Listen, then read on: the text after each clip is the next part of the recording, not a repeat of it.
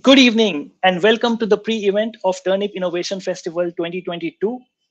This is the second edition of Turnip Innovation Festival, and the theme for the conference is intellectual property and climate change.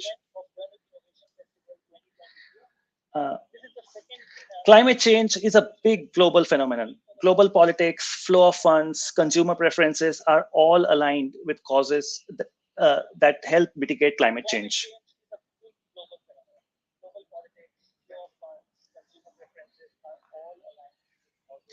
And naturally, innovators have the opportunity to address massive problems and also build big businesses. That is why we have put together this event to inspire innovation and entrepreneurship related to climate action. We think that intellectual property will play a vital role in promoting sustainable economic growth and fueling climate action. To commence the Turnip Innovation Festival 2022, we have with us Climefort, who is also sponsoring the event along with Arctic Innovation Consulting. So we can host such a massive event free of charge. I welcome on the stream Mr. Prajwal Nirwan and Mr. Donal McConnell.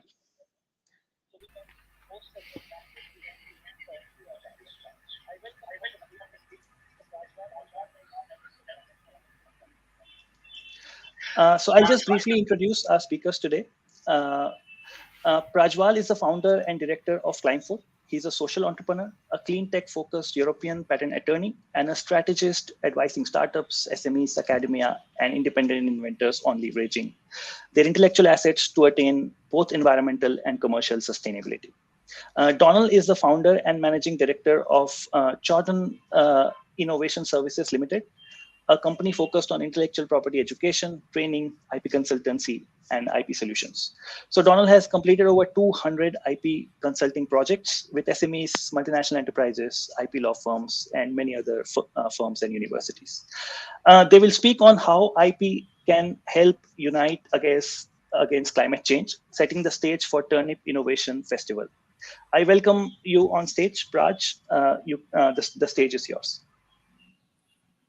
Thank you, Rahul. Thanks for the kind introduction, and good evening to you all. Glad that you could join us on this event. And of course, as Rahul mentioned, climate change is a huge issue at the moment. We are living in unprecedented times. The way the world is going, we have, of course, we are still reeling under the pressure of the pandemic. But in the words of Bill Gates, there is a much bigger pandemic that's looming, which is climate change, the climate crisis. And me, being an IP guy, being someone who has worked in intellectual property, innovation, strategy, for me, clean and green innovations is really the answer to this crisis. Clean and green innovation is where we would be, taking a world in next 10, 20 years. And of course, hopefully we don't have to wait till 2050 to meet our net zero targets. But for us to meet those net zero targets, we must focus on not just coming up with a lot of clean and green innovations, but finding ways how can we collaborate, how can we really commercialize these clean and green innovations to create a better sustainable world. So without further ado, I'll just share my screen and begin my presentation. Right then, so in line with the topic, can IP help us unite against climate change? So I'm going to talk about the power of innovation and IP in clean tech and how intellectual property, innovation, and collaboration in this space can make a huge difference. And rather than seeing IP as a barrier, seeing IP as a powerful collaboration tool to help us unite against climate crisis. Right, so before I begin, first and foremost, it's important to understand what is clean tech or what is climate tech. A lot of people, when they think of clean tech, they generally think of just one thing, which is renewable energy. Your wind energy, your hydro energy, your solar energy, tidal energy. So a lot of people think, oh, clean tech, that means clean energy. Yes, of course, that is a very important area of clean tech, renewable energy. But the story doesn't end here. It's only one part of clean tech. There are loads of other sectors which are clean tech and which are equally important as renewable energy is, and they would be equally important for us to move into a sustainable future. For example, clean transportation, be it moving towards electric mobility, and of course we all are talking about phasing out our internal combustion engines and moving towards hydrogen fuel cell vehicles or electric vehicles. But again, that's just a lot of people think of just electric cars, but think about trains, think about hydrogen fueled planes, think about hyperloop technology, which might reduce our dependence on planes altogether, and we can have much longer distances traveled using trains or hyperloop technology itself. Sustainable agriculture, as a population is growing, the need for food is obviously ever growing, and we do need to find ways wherein we are feeding the people without harming our environment. So eco farming, finding ways how to use less water to cultivate our crops.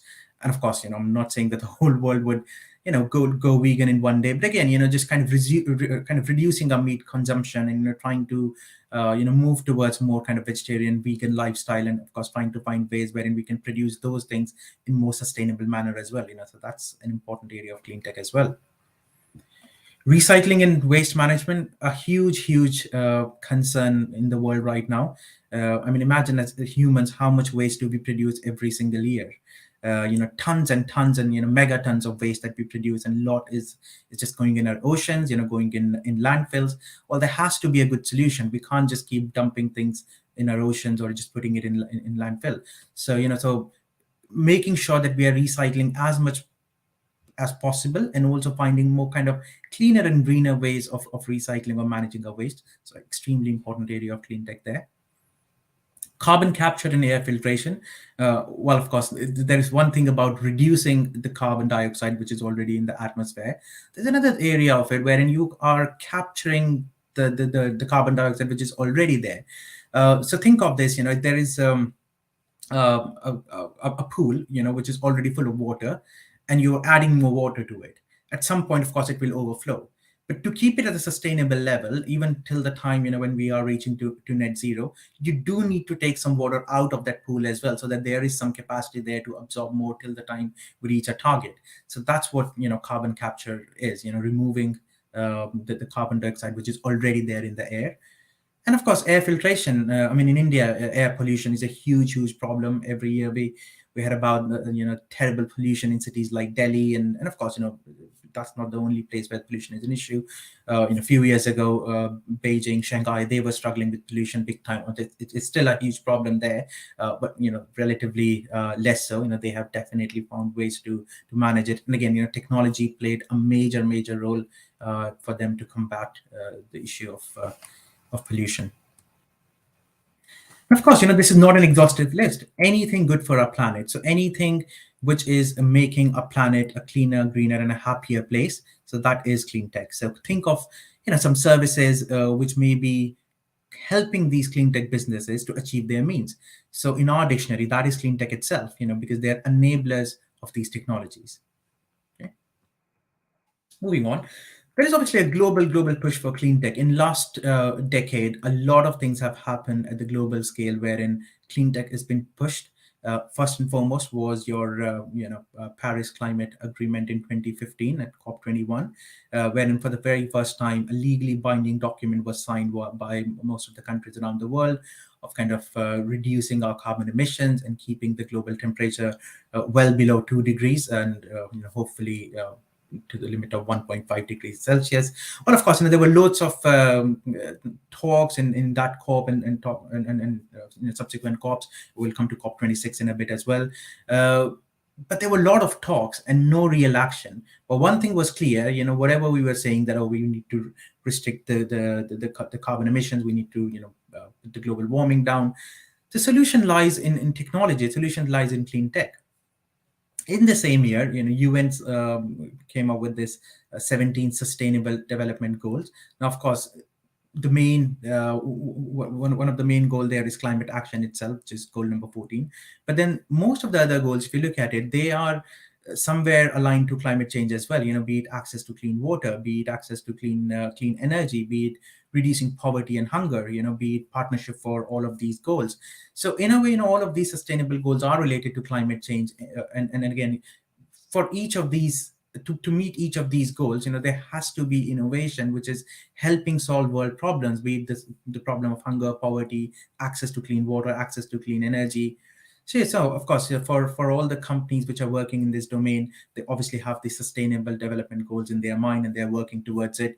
And again, it's only by collaboration, by these companies coming together, working together on these 17 goals, that we'll be able to create a happy, clean, and green future.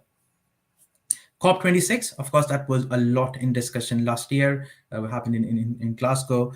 So, of course, being here in the UK, we heard a lot of excitement, and of course, we were very excited being a climate change enthusiast myself. That, oh, what's going to happen in COP26? I hope it's a big success. Now, was it a big success? Was it a failure? Well, that is debatable. I mean, of course, there were some commendable decisions made there, be it reduction of methane, be it kind of halting and kind of reversing deforestation, getting access to finance to these clean and green innovations. So, of course, a lot of good things happened at COP26. But I personally, I don't think it went far enough. A lot should have been done. And again, it's kind of an ongoing process. We'll have the COP27 next year, well, actually this year, in Egypt, and we have to see, what happens there. But then, these conferences, these intergovernmental things, politicians coming together, trying to do things, that only is part of the equation. And I think the bigger thing is where the corporate sector, how are they, what are they doing to help mitigate climate change? And most importantly, we general public as consumers, as people who are kind of electing those governments, as people who are buying product from these corporates, I mean, do we not have a responsibility there as well? Should we not work in collaboration with them, and just thinking, sitting in our cozy homes and thinking, oh, they will deal with it when it comes to it? Well, sorry to say, it's not the problem of government. It's not the problem of big corporates. It is a global problem which we all have to play a part in. And again, that's where collaboration comes in. And again, my colleague Donal would tell you a bit further, how we as general public as well have a major role to play when it comes to collaboration. Right. So looking at clean tech in numbers, so one thing is obviously the moral side of things. Of course, for the betterment of our society and actually for our survival itself, we have to move towards clean and green innovation. But then we live in a capitalist world, so obviously numbers should also add up. There has to be some commercial opportunity in there. The good news is it's a huge commercial opportunity in clean tech.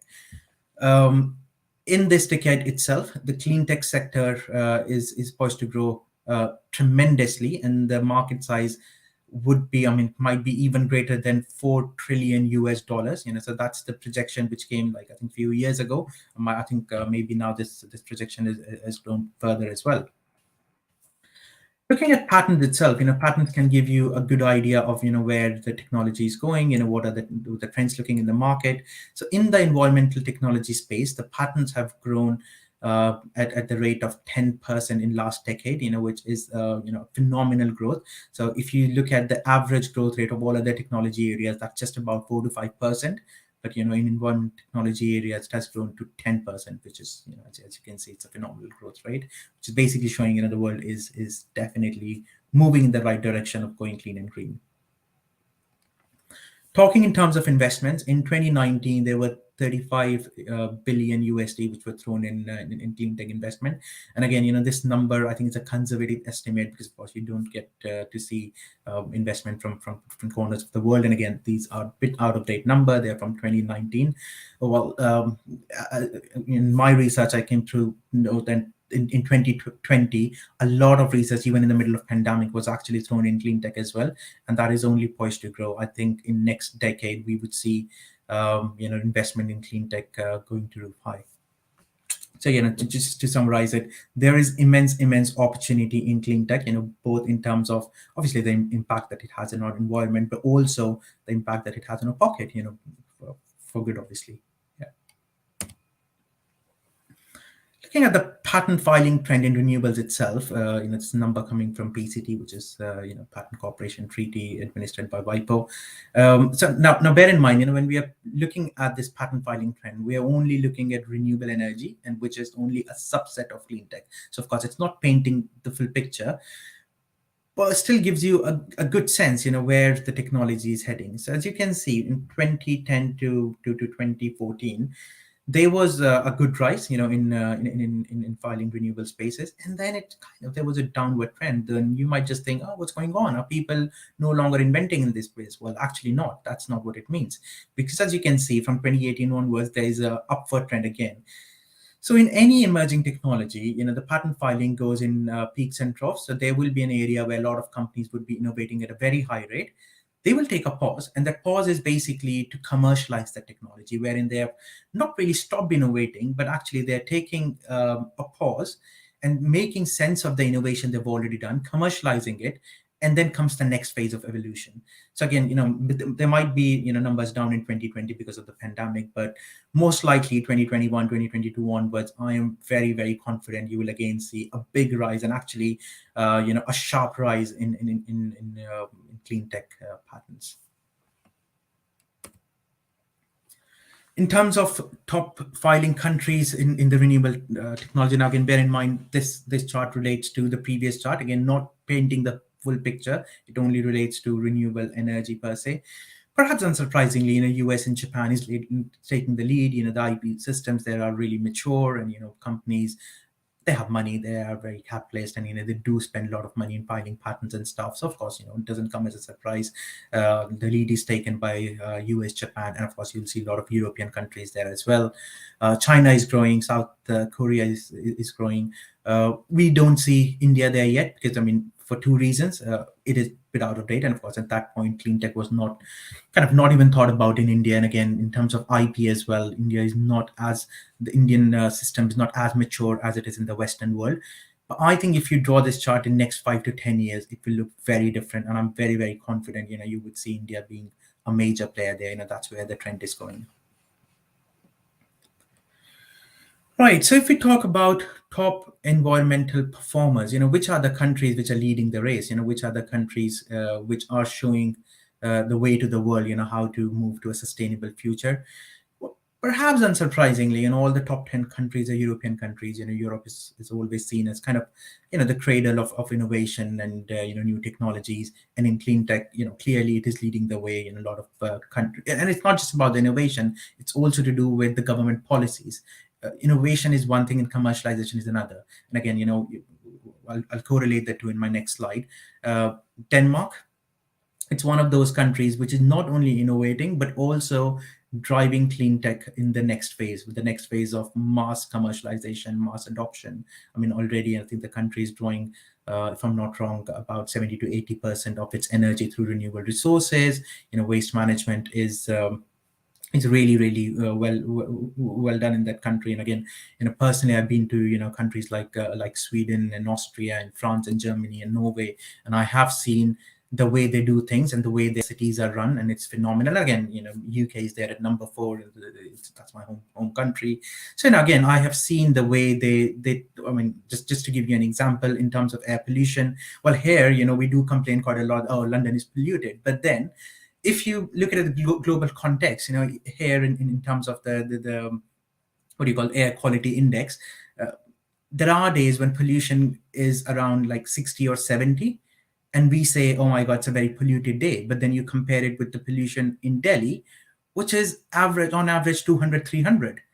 So you can just make the comparison there. So it's all about how government is taking things so seriously that if pollution goes beyond the acceptable limit of 50, they think it is very polluted, then they must do something about it, and not wait for it to get to 300, 400, 500 level and then say, oh, you should not be going out and close down the schools and stuff. Why should it get to that stage? Why not take actions early on? So again, these are some of the examples, why these countries are really leading the way. It's not just the innovation. It's not just about just coming up with great technology. By all means, these countries are, but also, they have strict policies in place, and they also have commercialization in place. And most importantly, the general public, they're definitely much more aware, in terms of recycling, it's, the waste segregation. It's done at domestic scale here and not just at industrial scale. People are very well aware of how to segregate their waste, dry waste and recyclable waste and wet waste and food waste as well, converting that into home compost and stuff. So, so those are the kind of things, why these countries are generally the top environmental performers in the world. Right. So looking at this global clean tech innovation index in 2017. So basically, what it does is it plots all countries around the world on four different areas of drivers in clean tech, which are general innovation drivers, clean tech specific innovation drivers, commercialized clean tech innovation, and emerging clean tech innovation. Now, what I've done is I have drawn parallels between different countries at different stages of their growth in clean tech. So if you compare UK and US, which are obviously very, very advanced economies, their chart is looking very, very similar. And of course, in terms of pretty much all the drivers, they're above average. When you take the global average, these countries are performing above average than the global average. For obvious reasons, they've got the money, they've got the funding, they're technically advanced. But one area where they're particularly strong is emerging clean tech innovation. So what that means is these are the countries where fundamental research is happening. These are the countries where new innovations are coming, be it from universities, be it from startups, spin-outs, even corporates and stuff as well. So these are the countries which are really driving the change in terms of new clean and green innovations. On the other side of the spectrum, if you look at Denmark, again, a very highly advanced economy, but their chart looks very different from UK and US. Why is that so? And in Denmark, there is a lot of push towards clean tech. The government policies, the public awareness is very, very high, and that's the reason you will see their clean tech specific innovation drivers are way above average, and so is their commercialized clean tech innovation. So not only that they're coming up with innovation, not only the awareness is there, they're genuinely mass commercializing and adopting those clean tech innovations. And again, no surprises there why Denmark is leading the table that I previously shared with you guys. Now look at India. Now, perhaps unsurprisingly, it is below average, when it comes to the global comparison. But there is a sign of hope there. If you see in terms of clean tech specific innovation drivers, it is slightly ahead of global average. What that means is there is a lot of government initiative which is pushing towards clean tech. A lot of companies are pushing towards clean tech, and there is a sense of growing awareness in the public as well when it comes to clean tech awareness. Now, again, these are the things which takes time to grow. I mean, if we draw this chart in next hopefully 5 to 10 years, this will look different. You will see, and hopefully I really hope that happens. India will be emerging in other spaces as well, be it your emerging clean tech, be it your commercialization and stuff. But for now, this is the stage where the countries are. China, pretty much average or slightly above average in all areas. And again, there you would see it's slightly edging ahead when it comes to clean tech specific innovation drivers, which means government policy is very much there to promote clean tech innovations. Now, the reason I've drawn this chart here is to give you an idea, that there is a lot of opportunities which exist in clean tech collaboration between different countries around the world. So say, UK is really good at new innovations, but maybe it needs some hand holding, some help in how to commercialize that. So why not, hold hands with Denmark and not just do great experiments and not just come up with great innovations, but actually genuinely commercialize that and mass adopt that clean tech innovation. Then countries like India, wherein there is definitely a drive towards clean tech, definitely government wants to do it. There is awareness there, but perhaps there is lack of guidance, perhaps there is lack of funding. So why not they work with other parts of the world, be it US, China, or the United Kingdom, wherein they get that clean tech emerging innovation in their country and commercialize it. Right. And again, so what I'm saying is, it's a global problem, and we cannot work in silos. We cannot think, India will play its own game, UK will play its own game, China will play its own game. Sorry, it doesn't work that way. It's a global problem, and we must hold hands together, to overcome it. And this chart basically shows that it's entirely possible, because each country has their own area of expertise and they're at their own stages of evolution when it comes to clean tech. Someone might just say, well, IP is more about kind of protecting innovation. Why would you want to share? And again, my colleague Donal will tell you more about, how can you strategically and in a safe way share your IP in a global context. They have to strike a balance between protecting and sharing. So why do you need to protect your innovation? Well, first and foremost, it is your reward for innovation. You toil hard, you work in your labs, and you are spending a lot of money. You do need something out of it. So so that's the whole reason why IP system exists. You do need to protect your innovation. And of course, it gives you a strong position in the market. Today big companies like Apple, Samsung, Google, Microsoft, you name it, they are big and they hold dominance in the market because they have a very strong IP portfolio. So of course, protection makes a lot of sense. But then sharing, you have to share the innovation because you want to take it to the next stage of evolution. The whole idea of IP system is there to for technology to grow, to progress further. And when you share it, you enable doing that.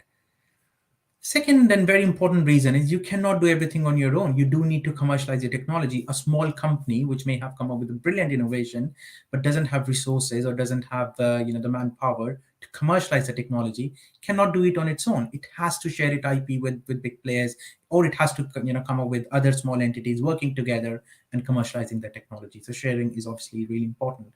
And again, specific to clean tech, well, we're all working towards our planet. When you're working in the clean tech sector, you are not just doing it for your own personal gain, but you're actually doing in the greater good of our planet. So, specifically when it comes to clean tech sector, I would say the balance definitely is shifting towards sharing than protecting. As I said, protecting is equally important, but you should also share it, in the best possible way. And now, how you can strike that balance, and again, you will hear that from Donal. Another really important area I want to touch upon is academia and industry collaboration. It's really important that in the in pretty much every sector, but more so in clean tech, I would say, academia and industry collaboration is really important. Of course, there are different set of expectations that industry has and universities, academia has.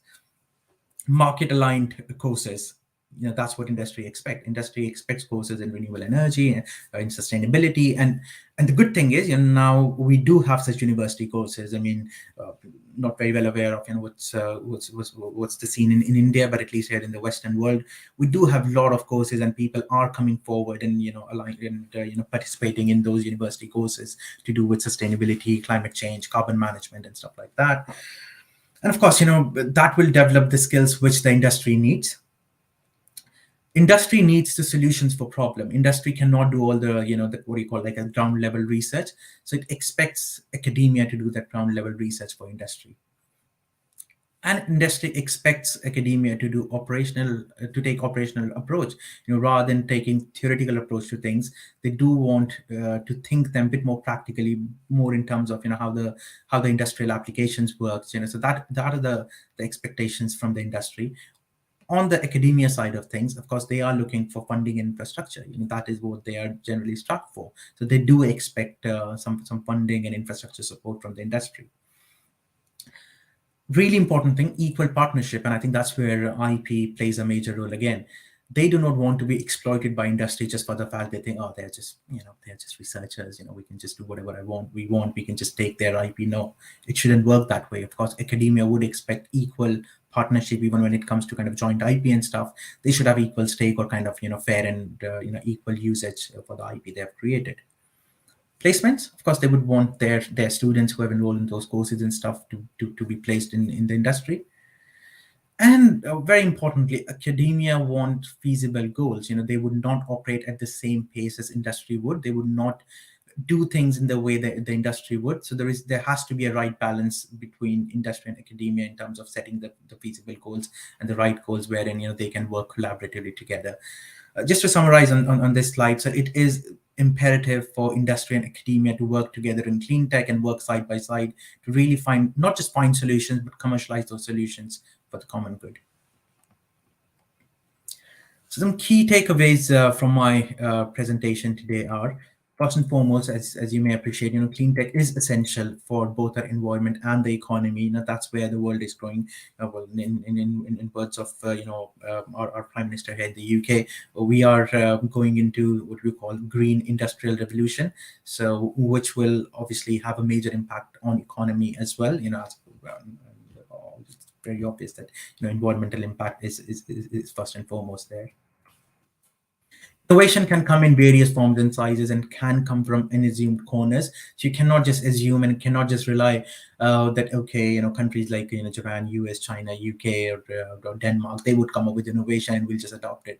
That's not the case. And again, as I've been working in this sector in different parts of the world, I've seen fantastic innovation happening in India, in South Africa, in Latin America, in a lot of parts of the world where you would think, oh no, they are kind of late adopters, nothing will come from there. That's clearly not the case. Innovation is coming in all shapes and sizes. So it's really important for us to help those people get off the ground and really help them commercialize their innovation. Collaboration is essential for success and for our survival, both at local and global scale. So, be it within the country, be it within an ecosystem, or be it at the global level. Of course, at the global level, we have these global conferences, UN, and all of that, which are trying to make an effort. But again, we as individuals can make a lot of difference at the local level. So that is always to bear in mind, and not just rely on intergovernmental organizations and big conferences and big corporates to take the lead. But by all means, they will take the lead. But there's a lot that we can do at the local level as well. And of course, IP is extremely important when it comes to fostering innovation and collaboration in clean tech. So do not dismiss IP and thinking, oh, IP is something which will create barrier. You're talking about protecting. Well, that's not true at all. Yes, barrier could be one aspect of IP, but when used strategically, it is a strong collaboration tool, and you can definitely leverage IP for greater good of the planet. So that brings me to an end of my presentation. I hope you have learned something from it. If you have any questions, please do get in touch with us. I will see if there are any questions in the comments, and perhaps take some of those questions.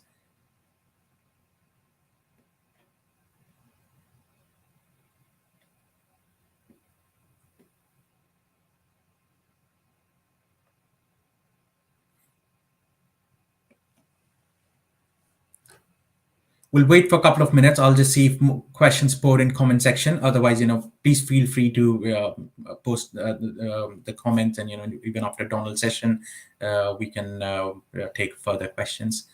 I'll wait for a couple of minutes before I pass on to Donal.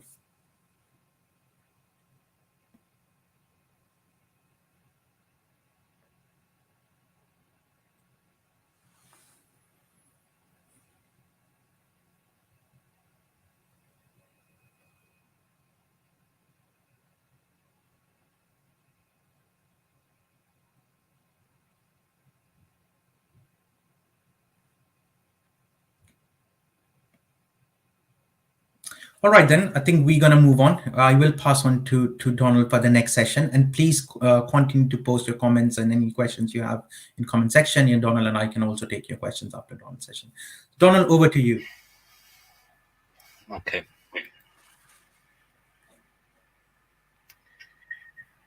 Hello, everybody, and thank you for the opportunity to speak with you. And thanks the organizers and everybody involved. Praj, you made a very interesting comment at the very beginning about the responsibility we all have to care for the planet and look after what we have. This was brought home to me very clearly this morning. I walked my daughter to primary school this morning, and on the way to school, she asked me, Dad, what are we actually doing to, from an environmental perspective, what are we doing to actually in our house, in our home, and so forth? So we talked about our use of the recycle bin. We talked about second use of certain parts or components in the house. We talked about our compost bin in the garden. So we had a very interesting conversation today about environmental and matters, which amused me at the time, but I smiled even further when I realized what I would be talking about today. My talk, I'm going to delve into two specific areas. I'm going to look at delving into this collaborative or open innovation that Praj talked about. What does that actually mean in practice, and is it the same for everybody?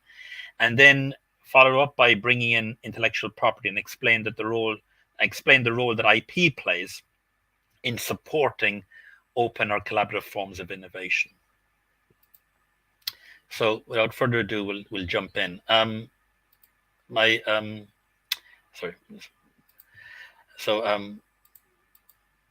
What do we mean by open innovation or collaborative innovation? Henry Shersberg some time ago defined it as being two parts. First of all, it is a recognition that ideas can come from within an organization, but they can also be good ideas from outside that should be embraced. So it's this idea that ideas aren't just the preserve of your own organization or your own company. And secondly, it's the realization that even those ideas It may not be best for the company themselves to progress those ideas. There may be external channels or external entities who are better able to take those ideas and commercialize them. And of course, external ideas might flow in, and the company itself may be best to commercialize it. So it's the realization that the world is bigger than just the walls of your own organization when it comes to innovation and creativity. Now, some companies will argue, well, what's the big deal? We've always been collaborating. And that is true. But if you look historically, the collaboration has been at the periphery. Maybe the salespeople have been engaged with external organizations. Maybe marketing have used an external marketing agency. The big difference is that we're now seeing collaboration and innovation taking place at the heart of the organization, where innovation and creativity often takes place, the research and development aspects of companies. Gone are the days when R&D was locked away, hidden away, very difficult to access, locks on the door. R&D is opening up, and you're seeing companies realizing that they've got to bring in others and make them part of their research and development. So there's a paradigm shift taking place at the heart of innovation and creativity, and not just at the periphery of organizations. Now, why are companies opening up like this? Simply put, there's a number of reasons. First of all is the realization that not all of the smart people work for you. There are more smart people outside of your organization than inside. So how do you tap in to that innovation and creativity? Yes, you may have smart people in your own organization, your own company, but there's more outside. Secondly, there's a realization by companies that, particularly for certain challenges, there's a complexity, and that the company or organization may not be able to do it themselves. I can do certain things, but in order to be successful, I need other things. So this complexity is driving companies to realize that they need to collaborate. And of course, this complexity is clearly there when we look at the challenges facing us in the environmental and in the clean tech sector. Thirdly, simple economics. A company may not have the resources, the financial resources, to do it all themselves. Other reasons may be a focus. There's lots of things that you have to get right to be successful in clean tech. And maybe it's best that a company or organization focus on one thing and then use the skills and competencies of others to help them maintain a focus and yet together address the particular challenge. And of course, companies may have tried to do it themselves and just failed. So this move towards open innovation or collaborative innovation isn't just unique to clean tech, by the way. It's happening across the board.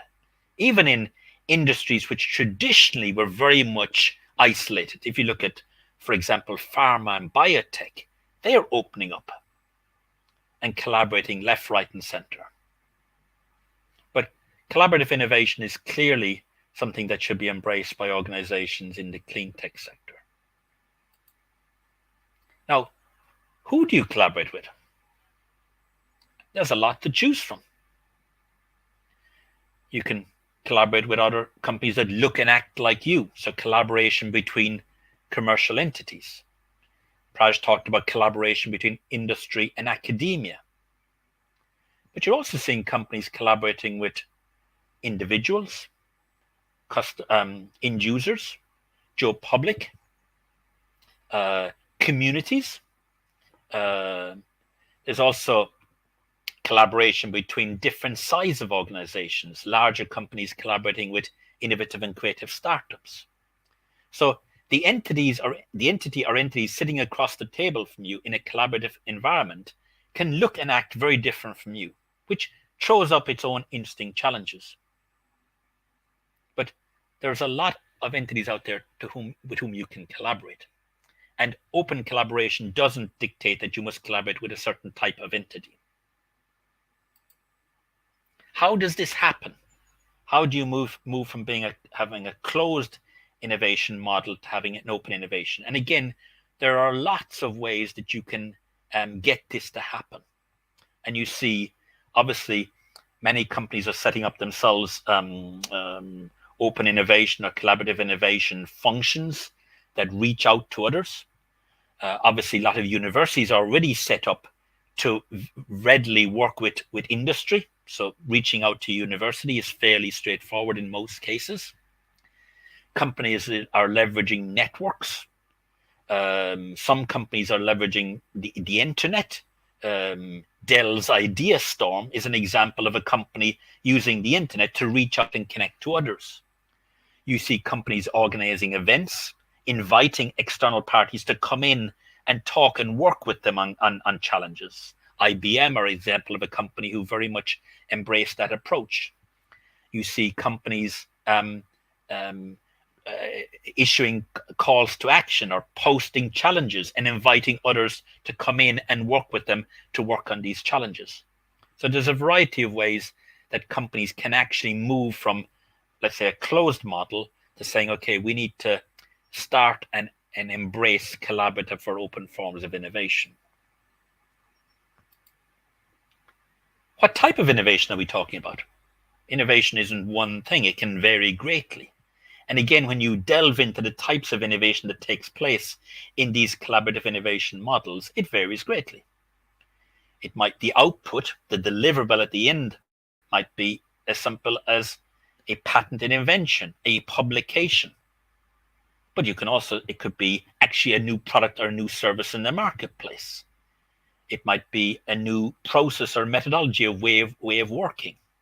It may be an improvement to something that's already out there, an improvement to a product, an improvement to a service, an additional feature or function that makes something better from an environmental point of view or whatever.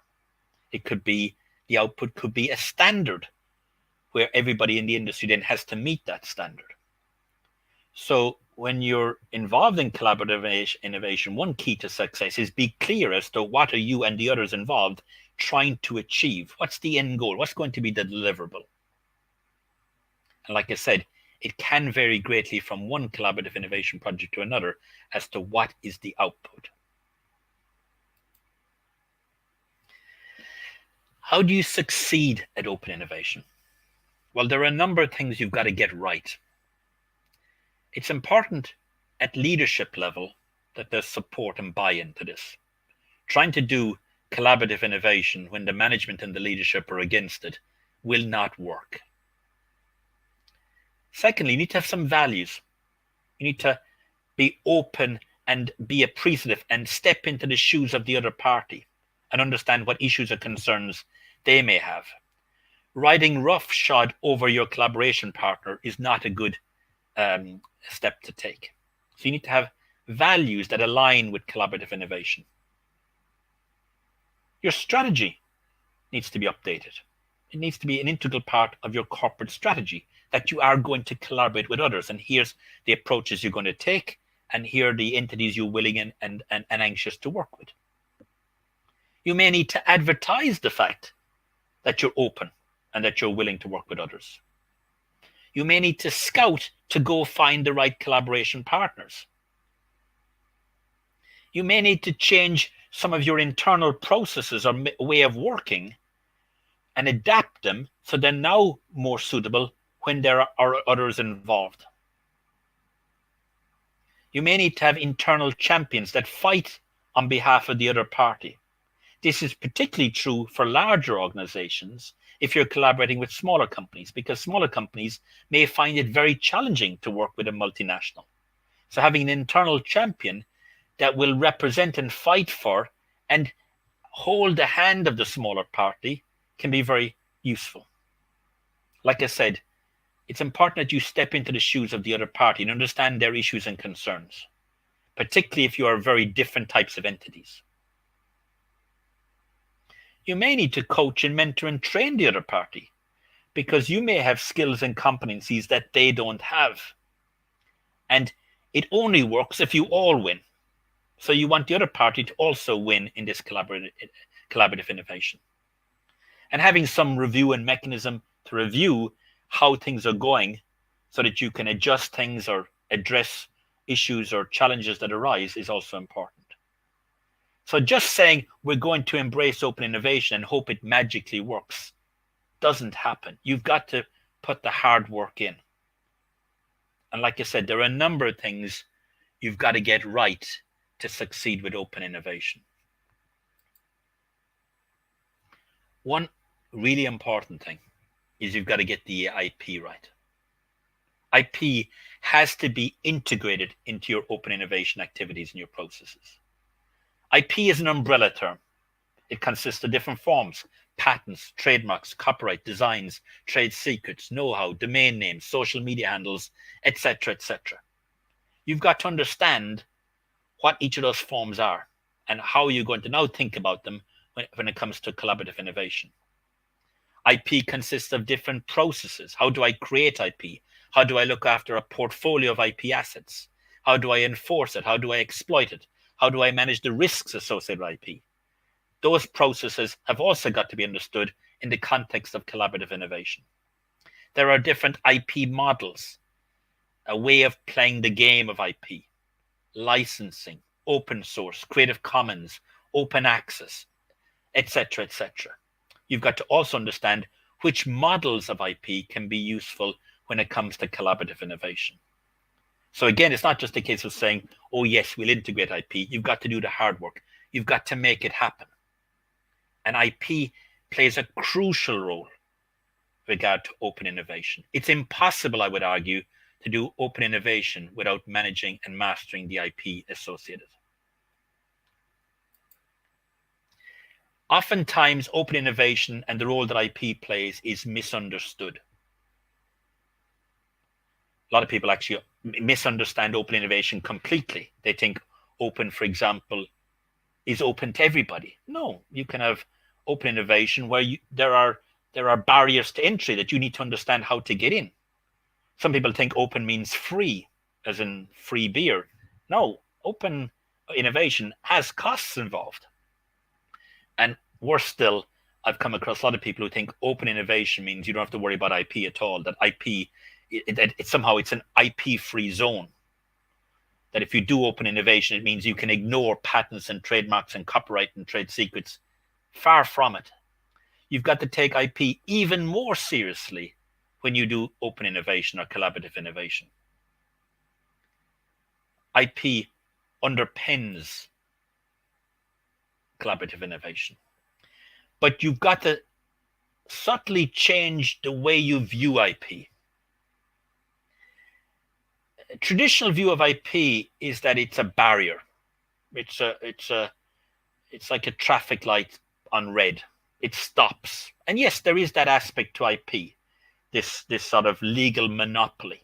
IP gives me the right to say no to somebody else. But that's not the only characteristics of IP. IP can be both a sword and a shield. It has various characteristics. The best way to view IP when it comes to collaborative innovation is to see IP as a management system for innovation and creativity. So IP can help you to build, not just to block. And it's that characteristic that needs to be really understood when it comes to collaborative innovation. And this is true regardless of which industry sector we're talking about, including when we're talking about Cleantech. So it requires you to have a very good understanding of IP, but also understand what aspect of it are you going to really leverage to be successful. Like I said, IP underpins open innovation. And the way to view it is look at IP as a management system for innovation and creativity. Because in collaborative innovation, various intangible assets are flowing around between the parties, and they require some management. And that's where IP plays a critical role.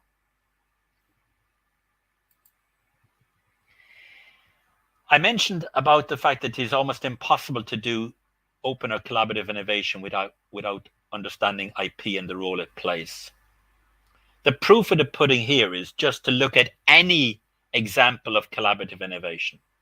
Look at any example of collaboration between an industry and a university. Look at any example of collaborative innovation between a multinational reaching out through some online platform where they're trying to engage with their end users. Look at any example of a multinational collaborating with a startup. there will be a legal framework. Absolutely, there will be some legal framework. Even if you look at, for example, open source or Creative Commons or open access, they're underpinned by agreements. Now, if you delve into those agreements, what type of agreements are we talking about? They're almost all IP agreements. And what are those agreements about?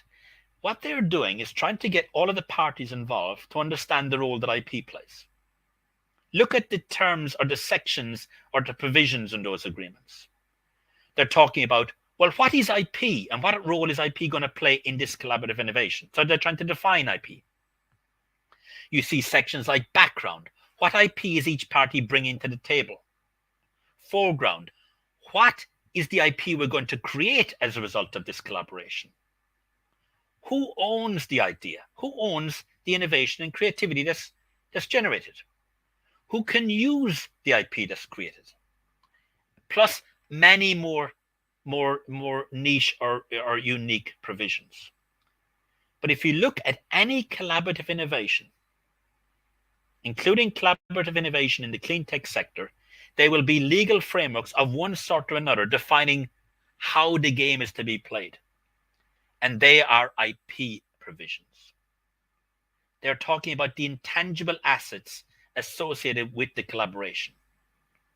There's very little attention to the tangible assets.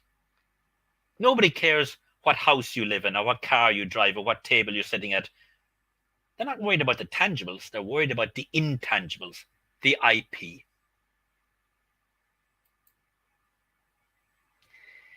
The key to success with IP and open innovation, first of all, at a macro level, before we look at it at an individual project, at a macro level, an organization that wants to embrace open or collaborative innovation, with their looking at IP, needs to first of all probably update their IP strategy. They need to understand what are the IP models that make sense and that will support the collaborative innovation approaches they wish to take or they wish to engage in. They no longer will just not need to look at IP from their own perspective, look in the mirror and look at themselves. They'll start to have to develop techniques to how do you assess the entity across the table from you with whom you're collaborating from an IP perspective. Because the entity across the table may be at a very different level of maturity or sophistication when it comes to IP than you are. They will need to understand, how do I measure success in regard to IP when it comes to collaborative innovation? It's easy to measure success if I'm doing the innovation myself, but I'm now collaborating with others. So what are the IP metrics I need to think about? Then at micro level, when you look at an individual collaboration project, when do I introduce IP issues into this? When do we start talking about IP with the other party? The earlier, the better is my strong recommendation. How do I introduce it? When do I move from a non-confidential to a confidential environment? What are the various IP issues that we will have to agree and resolve and get integrated into whatever legal framework is in place? And how do I make sure that I negotiate so that we all win? It's pointless me coming out of a collaborative innovation winning and the other party suffering from an IP point of view. That's not a recipe for success. I want all of the parties involved in the collaboration to feel that they benefit from this collaboration and they benefit from an IP perspective.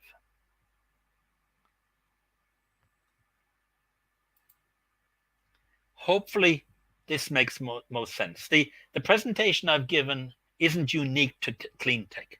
This could apply to any collaboration in any industry sector. But given that we're seeing that with Cleantech, we have some serious challenges ahead of us, and that collaborative innovation will be the norm. No one company can solve all these problems. They have to collaborate. We have to do it together. So therefore, collaborative innovation is going to be a key mode of operation for anybody in Cleantech, be it a startup, be it a scale-up company, a multinational, incumbent, a university, a research institute. You will be collaborating with others. So therefore, it's imperative that you have a good appreciation of what is collaborative innovation and how it works, and most importantly, the role that IP plays. Thank you for your attention.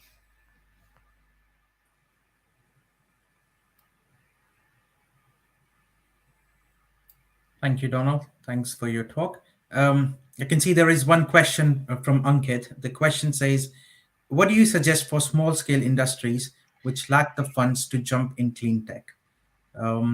Donald, do you want to answer that? Do you want me to answer it? This, I think it's more a funding question. Perhaps you might be more comfortable. I'm not familiar what funds are available. I mean, we are clearly seeing the investor community, the VCs and the PEs and even governments making a lot of funds, but I don't have specifics about what's available in India. So Yeah, sure. Yeah. Yeah, Ankit, to answer your question, by all means, there is a lot of funding available, be it the private sector funding or the government funding when it comes to, specifically when it comes to clean tech. I mean, of course, I'm aware of a lot of programs, incubators in India itself, where there are funds available if you want to, do something in clean tech. And again, when it comes to clean tech, you do not have to start at a very large scale. You can start with something really small, and once you get off the ground, once you have, reached your first stage, your pre-seed and or seed stage, then later on, of course, there will be much more funding available through Series A, B, or C when you reach that stage, through private, VC funds and stuff, and be it in India or outside India. Now, bear in mind, when it comes to clean tech investment, it's no longer just local investment. It is actually global investment. Most of the companies that we work with, most of the investors that we work with, they're more than happy to kind of entertain leads coming from different parts of the world. And of course, a lot of eyes are there on India right now, and people are looking for good innovations coming from that country, for the fact it's a huge market. And if they invest in a company which is coming up with a great innovation, which has got a great future, of course they do see, India itself is a huge market there that they will make their money out of that market. So for that reason, there is no lack of funding. But of course, to specifically answer what kind of funds you're looking at, what kind of industry, like of course, clean tech is a big industry, what kind of area you're looking at innovating, please do get in touch with us. We should be able to offer you a bit more customized advice on that. Thank you. Any other questions? Please put it in the chat. Otherwise, I think, Rahul, how much time have we got? I think perhaps we have to close in 5 minutes.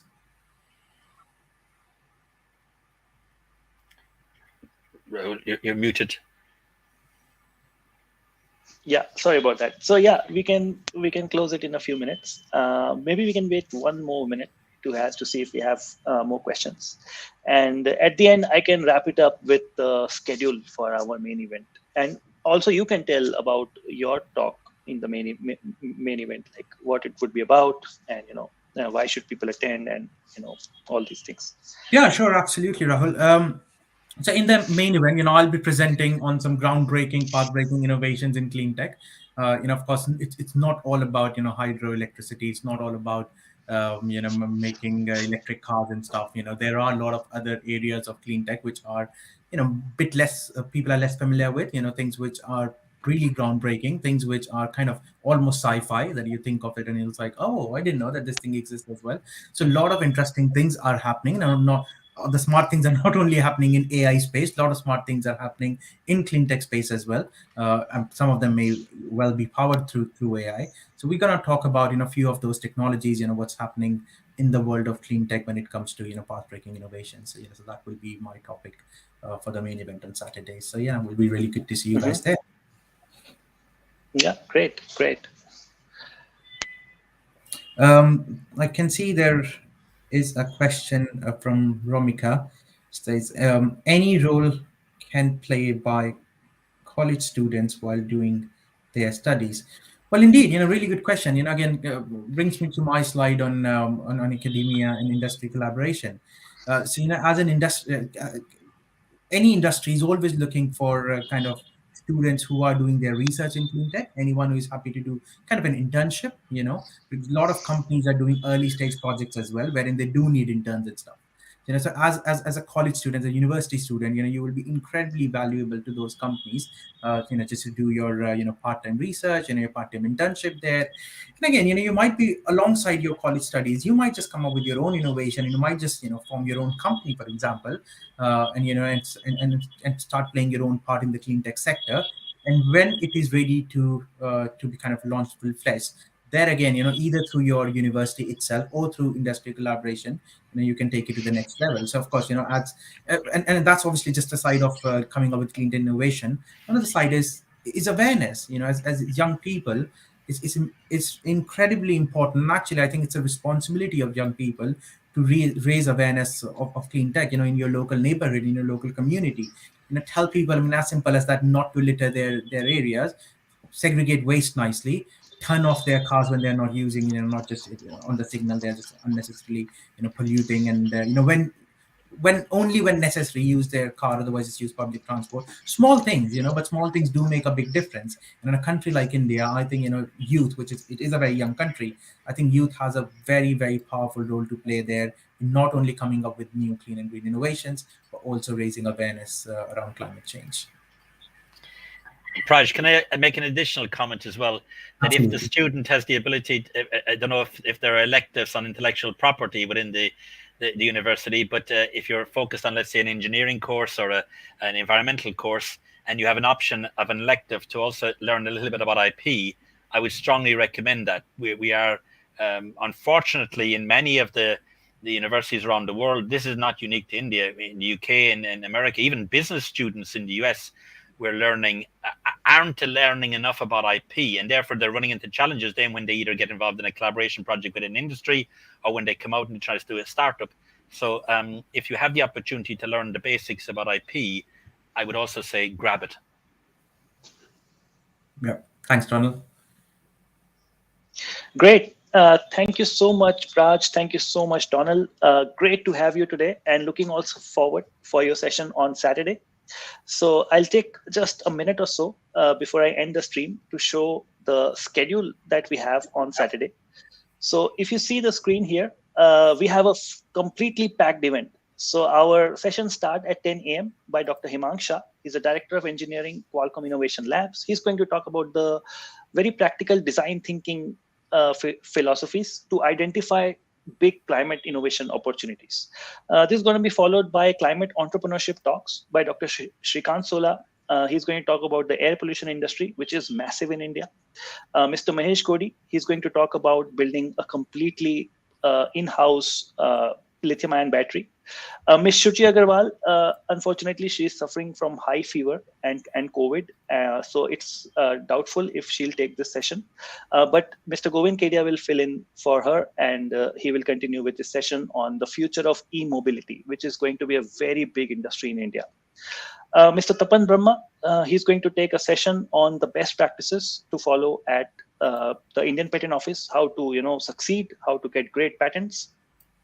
The second keynote talk will be taken by me because Dr. Purushottam, he's also suffering from COVID. He's just now recovering, and he has asked me to fill in for him. So I have to fill in on his shoes and take a session. So I'm going to be talking about very, very practical mindset and technical details on how you can mature ideas into patents. Then we are going to follow up with a second set of climate entrepreneurship talks. The first would be on solar rooftop installations. Mr. Gagan Vermani, he's the founder of MySun, which is India's largest rooftop installation company. This is going to be followed by Mr. Akshay Harikumar. He's the founder of Vednergy, and he's going to talk about storing solar energy because the sun is not shining like day in and day and night. So you need innovation in solutions that can store when the sun is shining, and then make sure that the energy is available. This is going to be followed by Mr. Prajwal and Donal again, who are going to take a session on path-breaking clean tech innovations that are happening around the world and things that you can be inspired from. The final tech talk will be on graphene-based nanotech water filter, which has been developed as a startup by Aryana Viraj and Ian Shepherdson. And then we'll have a few knowledge talks on Dr. Prachi Pandey. She's going to be talking about India patent filing. Actually, the title has changed. She's going to talk about India patent filing, how you can file patents in India. Mr. Prasad Jaladi, he's going to talk about how to take your innovations global. And finally, Ms. Sanskriti Pawan from FITT IIT Delhi, she's going to conduct a session on incubation and funding opportunities for startups. So feel free to ask your questions to her, and so that's all, folks. The links are in the description. Feel free to go through them. I really wish you a great evening wherever you are from. Goodbye and have a great day ahead. Thank you. Thank you, everyone. Thank you.